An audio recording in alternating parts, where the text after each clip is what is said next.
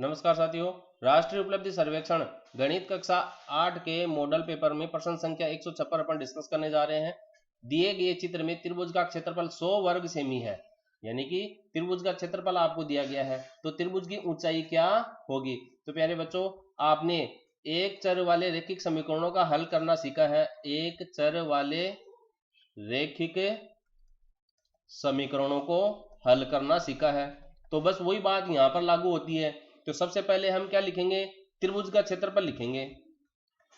त्रिभुज का क्षेत्रफल बताइए क्या होता है सूत्र, 1/2 गुणा आधार गुणा ऊंचाई होता है। तो त्रिभुज का क्षेत्रफल का सूत्र हमें प्राप्त हो गया। अब आप देखिए त्रिभुज का क्षेत्रफल आपको सवाल में उसका कितना मान दिया गया, 100 वर्ग सेमी।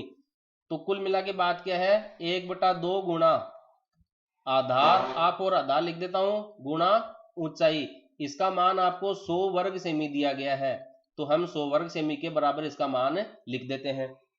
प्यारे बच्चों, आधार का मान देखिए चित्र में आपको कितना दे रखा है, 5 सेंटीमीटर दे रखा है। तो जो मान दिया गया है उसका मान आप रख दीजिए, आधार का मान 5। और ऊंचाई आपको ज्ञात करनी है, तो ऊंचाई को आप ऐसा का ऐसा ही रहने दीजिए, बराबर कर दीजिए 100 वर्ग सेमी के। देखिए हम कुछ नहीं कर रहे हैं, एक छोटा सा सूत्र हमको याद है, और फिर एक चर वाले रैखिक समीकरण में हम क्या करते हैं, x का मान ज्ञात करते हैं, तो बाएं पक्ष में x को रखते हैं, बाकी इसके जोड़ में या गुणा में जो भी संख्या होती है उसको समीकरण के दूसरे पक्ष में स्थानांतरित कर देते हैं। तो वही काम अपन यहाँ पर करेंगे। अब इस ऊंचाई को आप x मान लीजिए।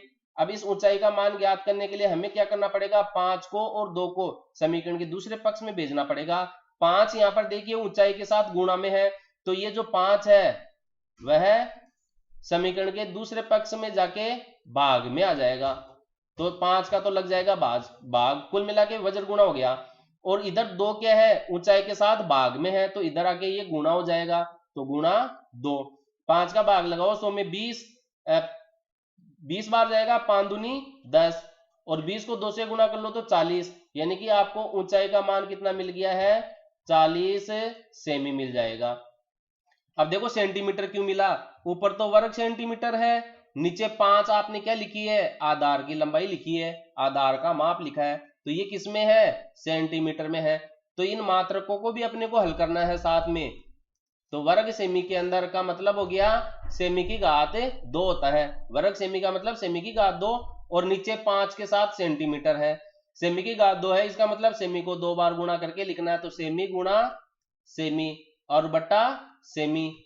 अब देखिए 1 सेंटीमीटर से 1 सेंटीमीटर कट गया तो 1 बच गया, इसलिए मैंने यहाँ पर डायरेक्ट ही सेंटीमीटर लिखा है।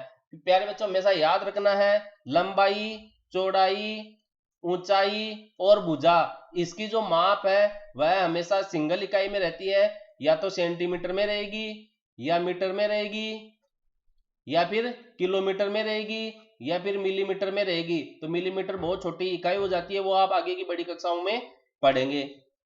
तो इस कारण मैंने क्या है, ऊंचाई का मात्रक जो होता है एक लंबाई होती है, ऊंचाई का मतलब है ये लंबाई होती है, तो इस लंबाई को हम या तो सेंटीमीटर में मापेंगे, या मीटर में मापेंगे, या किलोमीटर में मापेंगे।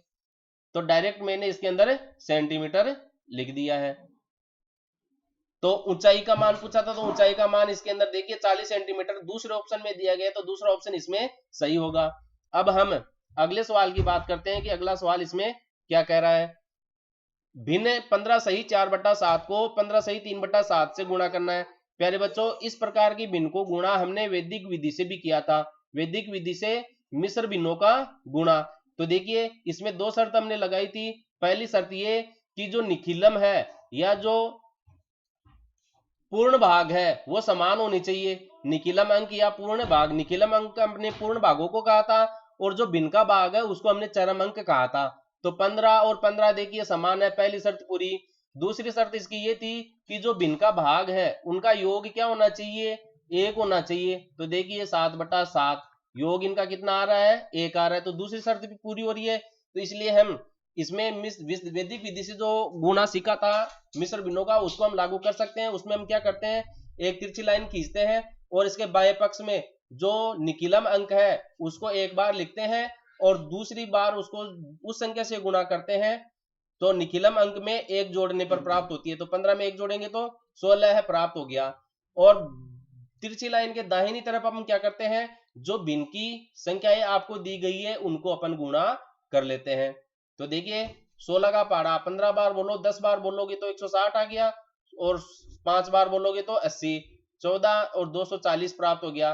तो ये तो हो गया आपको 240, और इधर से इनका 4 3 12 7 7 49। इतना काम करने के बाद में ये तिरछी लाइन अपन हटा देते हैं, तो ये 240 सही 12/49 अपने को प्राप्त होता है।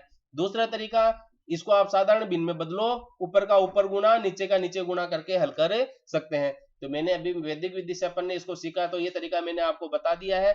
बाकी दूसरा तरीका भी आप हल करके देखे, 15 को 7 से गुणा करें, उसमें 4 जोड़े और फिर जो मिलता है उसमें 7 का भाग लगा दे, यही काम इसके लिए करें, तो दूसरा ऑप्शन इसमें सही हो जाएगा। अब देखिए प्रश्न संख्या 108 पर भी अपन डिस्कस करते हैं। 108 क्या कह रहा है, संख्या 35 गुणा 25 का मान निम्न में से किसके बराबर है। तो देखिए सबसे पहले तो अपन देख रहे हैं कि चारों ही ऑप्शन में 35 लिखा हुआ है, यानी कि 35 के साथ हमें कोई छेड़खानी नहीं करनी है। अब छेड़खानी नहीं करनी, इसका मतलब 25 हमें इनमें से कौन सी संख्या में 100 में किसका भाग लगाने पे 25 प्राप्त होता है, वो अंक आपको देखना है। देखिए 4 का भाग लगाएंगे 1000 में, तो 4 दूनी 8, 2 20, 4 पंचे 20, 250 मिल रहा है, लेकिन हमें मिलना चाहिए 25, तो ये तो नहीं है। 10 में 2 का भाग लगाएंगे 5, तो 35 गुणा 5, ये भी नहीं है। 100 में 4 का भाग लगाओ, 4 दूनी 8, 2 शेष फल 20, 4 पंचे 20, ये देखिए 25 प्राप्त हो गया आपको। इसका मतलब क्या है, 35 गुणा 25 आपका 35 गुणा 100/4 के बराबर है। तो ऑप्शन नंबर 2 इसके अंदर सही हो जाएगा। इस प्रकार उत्तर को देखकर भी हम लिख सकते हैं। बाकी देखिए 25 को अपन अगर 4 से गुणा करते हैं तो 100 प्राप्त होता है। तो अब 4 से गुणा कर रहे हैं तो 4 का भाग भी लगाओगे आप, 4 से गुणा कर रहे हैं तो 4 का भाग भी लगाओगे, तो जो 25 है वो आपका किसमें बदल गया, ऊपर नीचे 4 से गुणा करने पर, 25 चौका 100 और ये बट्टा 4, तो 100/4, तो इस 25 की जगह यहां पर इसने 100/4 लिखा है। तो इस प्रकार हमने इन सवालों के हल को देखा है। वीडियो अच्छा लगे लाइक करें, शेयर करें। प्यारे बच्चों याद रखना है, मेरे द्वारा पढ़ाए गए प्रत्येक सवाल के हल को आपको तब तक हल करना है जब तक आप बिना देखे बिना इनको हल नहीं कर पाए। जो सूत्र बताता हूं उनको याद रखना है, कॉपी में अलग से लिख लेना है, अपने दोस्तों के साथ बैठकर डिस्कस भी करना है। एक बार में वीडियो समझ में नहीं आए तो दोबारा इस वीडियो को आप देखें, आपको बहुत अच्छी तरीके से दोबारा देखने पर यह समझ में आ जाएगा, ये मेरे को पूरा विश्वास है। हमेशा याद रखें, गणित अभ्यास का खेल है, math is a game, play it with practice. अगले वीडियो में अगले सवाल के हल के साथ उपस्थित होंगे, तब तक धन्यवाद।